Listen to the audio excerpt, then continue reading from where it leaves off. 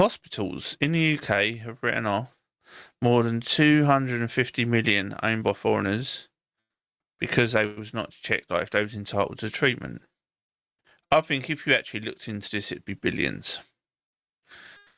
They do not check. I know people that come back from Spain, Italy, all over Europe to have their operations done here because it's cheaper. Because it doesn't cost them anything. They go on a waiting list, they go over, then they get family members to contact them when they want to come back, when they've got to come back for their operation or that. But other than that, they don't live in the UK, they live across Europe and around the world. I know people that come back from the US because it's so they don't have to pay anything. And I know people from the US that have come over and had operations here. But this is the thing. We shouldn't be funding for the world's NHS. The NHS was meant for the British people to pay taxes. For the British people that don't pay taxes. But that was the thing, British people. And before people go, oh, British people, you mean this, that, or the other. British people come in every colour, race, size, religion. So they reckon it's 256.4 million owned by foreign patients. So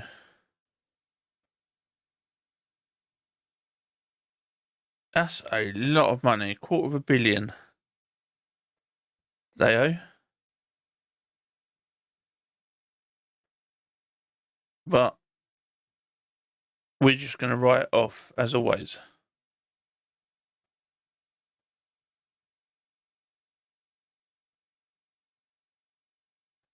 But the NHS Trust then asks people to pay more just so we can use the NHS. And the NHS gets crucified throughout these stories because there's more and more problems with the NHS. Even though we're pushing more money in, what is it, 36 extra billion the Labour government have pushed into it, and we still are having problems with the NHS. And that is our problem. We're throwing more and more money into the NHS. We're getting exactly the same outcome. People think that it's okay because it's the NHS. It's a holy grail of systems, and it's not. The NHS has gone down over the years. I was there not last year, the year before, I think it was. Because my mum was ill with blood clots. And we was there for 5 hours, waiting just for a blood test. And then after that 5 hours, we got told, no, you're going to have another 5 hours, another 7 hours wait before you probably get seen. And my mum was like, look, I'd rather just go and die at home. So we left.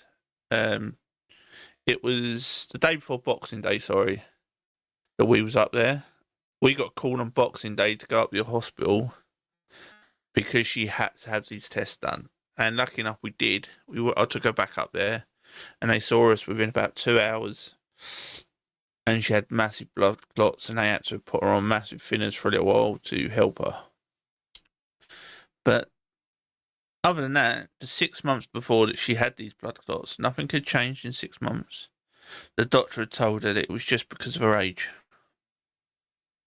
And lucky enough, it's a walk-in clinic down the road from us that my mum went in, and they told her that she had to get to the hospital, and then they contacted our doctors, which panicked. I think it's something like between 10 and 22,000 people die in the UK each year due to the NHS failing them. And that's links. But it's between 10,000 and 22,000. The lowest range is 10,000. Well, I think it's 12,000, but I say 10. And the highest range is 22. But they don't know because they don't really check.